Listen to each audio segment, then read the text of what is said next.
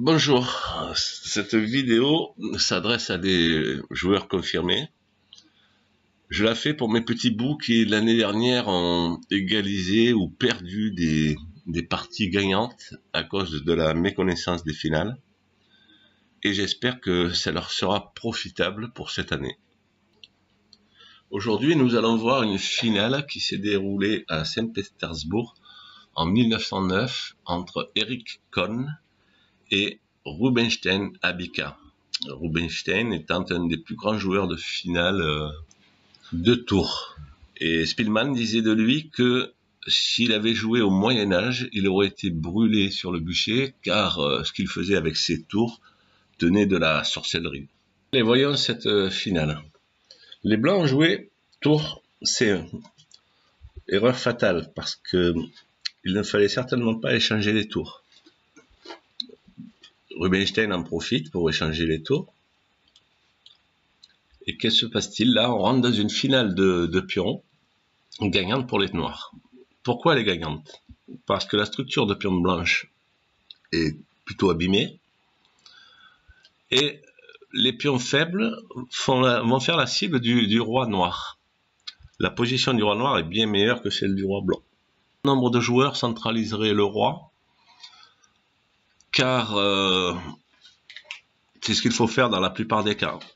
Mais là, Rubinstein a bien compris que le jeu se passait à l'aile roi. Donc, il va emmener son roi vers cette aile, et les blancs vont être obligés de faire de même. Que se passerait-il si les blancs décidaient d'aller faire une course aux pions, c'est-à-dire d'aller éliminer les pions de l'aile dame? Et là, il y aurait un coup pour gagner un tempo, ça serait ce coup-là. Mais il n'est pas absolument nécessaire. On va voir les deux variantes. Voilà. Les blancs sont contents. Alors, ils auraient pu faire une dame, mais ça sert à rien. Et voilà. Et là, pour les noirs, pas de souci. Voyons la deuxième variante. Donc, le roi prend le deuxième pion.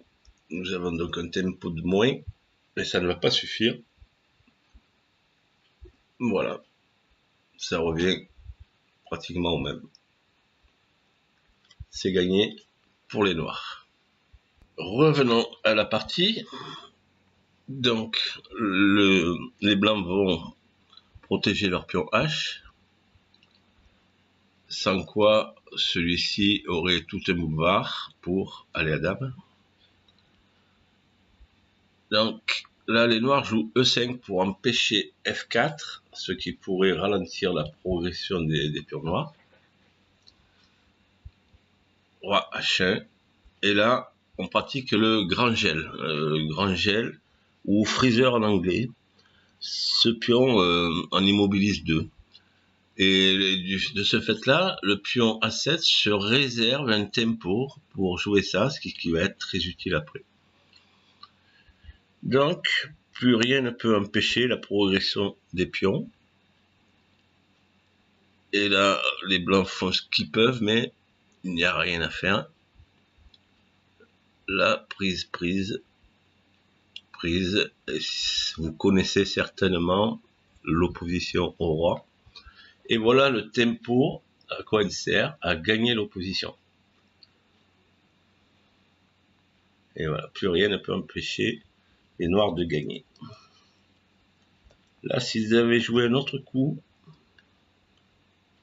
par exemple celui-ci, le tempo aurait servi de nouveau.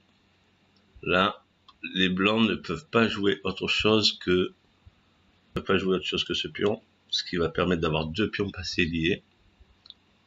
Et là, E5, c'est facile à gagner.